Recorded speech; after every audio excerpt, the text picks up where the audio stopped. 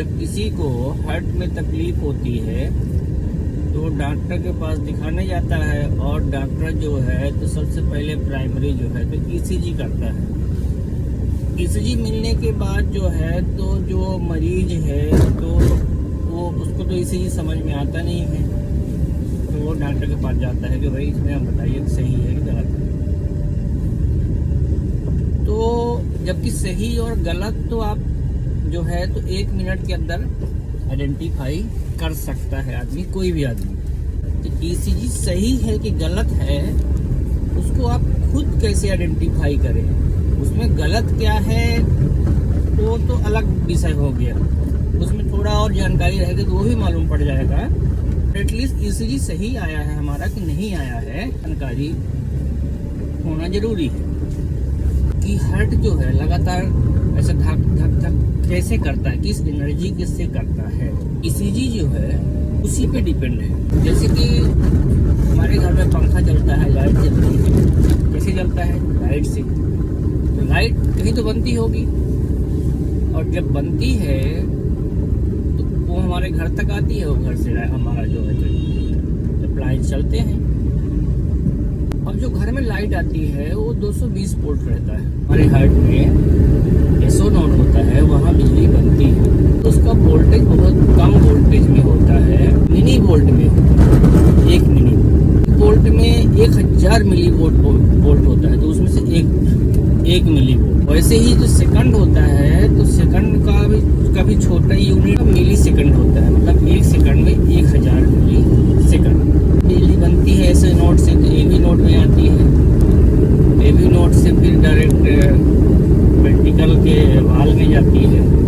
वो बिजली फ्लो होती है, तो जब कर्व बनता है, जैसे आप बिजली में देखेंगे ऊपर नीचे, वैसे कर्व जो बनता है वो एलिवेट होगा या डिविएट होगा नीचे की तरफ या ऊपर की तरफ। और जब वो कांस्टेंट रहेगी, जिस समय वो आइडियल रहेगी, उस टाइम पे सीधी लकीर बनती है, फ्लैट लाइन बनती है। तो ही जो ईसीजी रिपोर्ट है, जो फ्लैट लाइन होती है, उसको सेगमेंट बोला जाता है, वो सेगमेंट होता है। और जो कर्व बनता है ऊपर हो या नीचे हो, उसको वेव बोलते हैं। तो ईसीजी रिपोर्ट में जो पी वेव, पहले तो पी वेव बनता है, पी वेव के बाद फिर सेगमेंट आता है, और सेगमेंट के बाद फिर क्यूआरएस कॉम्प्लेक्स बनता है, फिर सेगमेंट आता है छोटा सा,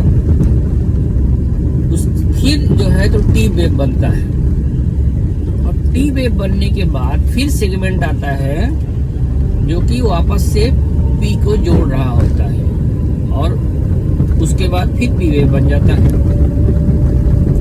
तो जो हार्ट की एक साइकिल कहलाती है, वो कहलाती है आपका पी वेव बनने से चालू हो करके जो आपका फाइनल टी वेव बना, उसके आगे का जो सेगमेंट है वो सब मिलाते हुए एक साइकिल कंप्लीट कहलाता है हार्ट का। अब हम जैसे सब जानते हैं कि जो हार्ट का बीट है, रिदम है किसी भी स्वस्थ आदमी का, वो 1 मिनट में 60 से लेकर के 1 मिनट में 100 के बीच में होना चाहिए। अगर 1 मिनट में 60 से कम होगा तो ब्रेडिकार्डिया कहलाएगा, और 1 मिनट में 100 बार से ज़्यादा होगा तो टैकीकार्डिया कहलाएगा। तो वो हम ईसीजी रिपोर्ट में कैसे जाने, अभी आप बहुत इजीली समझ जाएंगे। तो ईसीजी रिपोर्ट में क्या होता है कि जो उसका स्पीड होता है, जिस स्पीड से ब्लड निकलता है, वो 25 mm पर सेकंड होता है।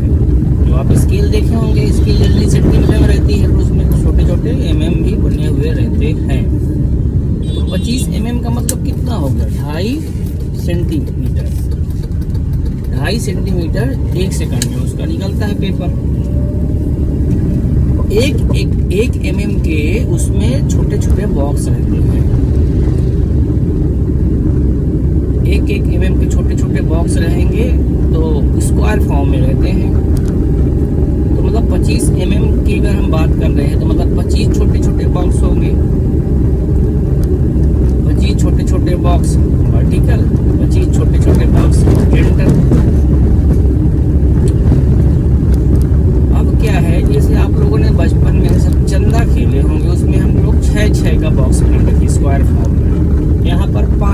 का बॉक्स रहता है।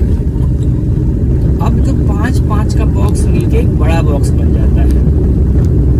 ईसीजी रिपोर्ट में वो भी छोटा सा ही दिखेगा, और जो 1-1 mm वाले हो तो बहुत ही छोटे रहते हैं।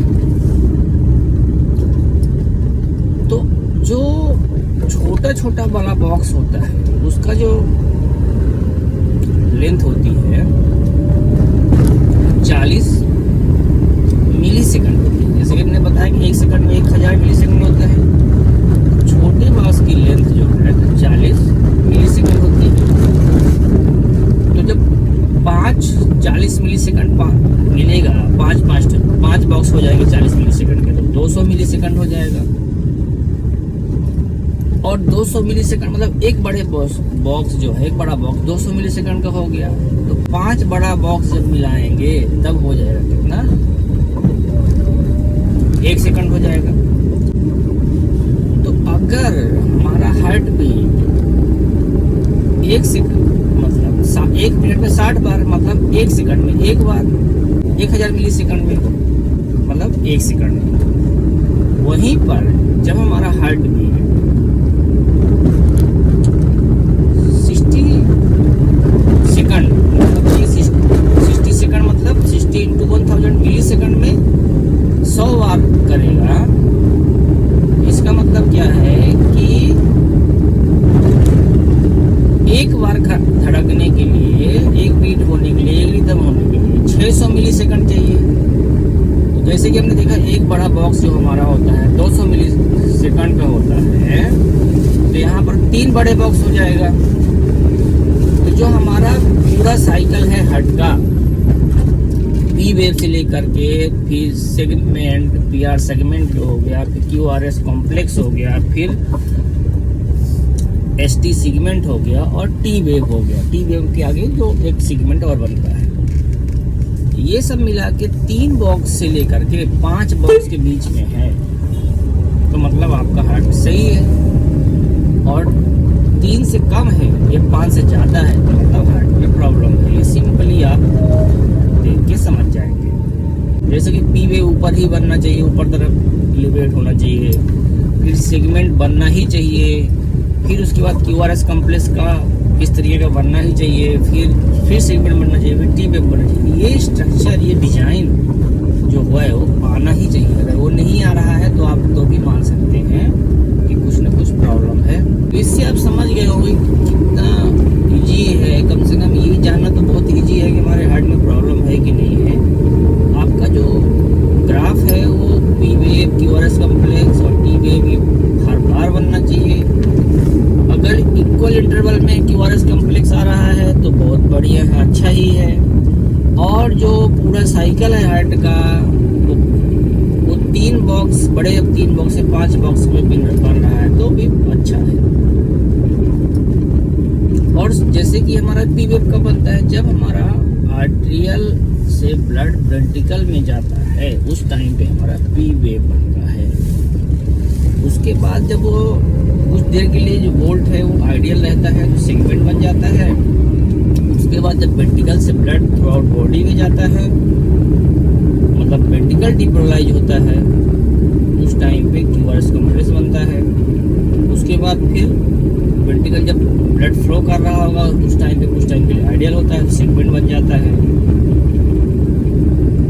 और उसके बाद जब वेंट्रिकल आइडियल है, रिलैक्स है, अपने आप को फ्लैट मतलब रेस्ट पोजीशन पे है, मतलब फिर से वापस लौट के अपनी जगह पे आ गया है और रेस्ट कर रहा है, उस टाइम पे टी वेव बनता है। तो हार्ट ब्लॉकेज के केस में क्या होता है, क्यूआरएस कॉम्प्लेक्स और टी वेव के बीच में जो सेगमेंट होता है वो बहुत इंपॉर्टेंट होता है। वो फ्लैट बनना चाहिए, फ्लैट लाइन बननी चाहिए।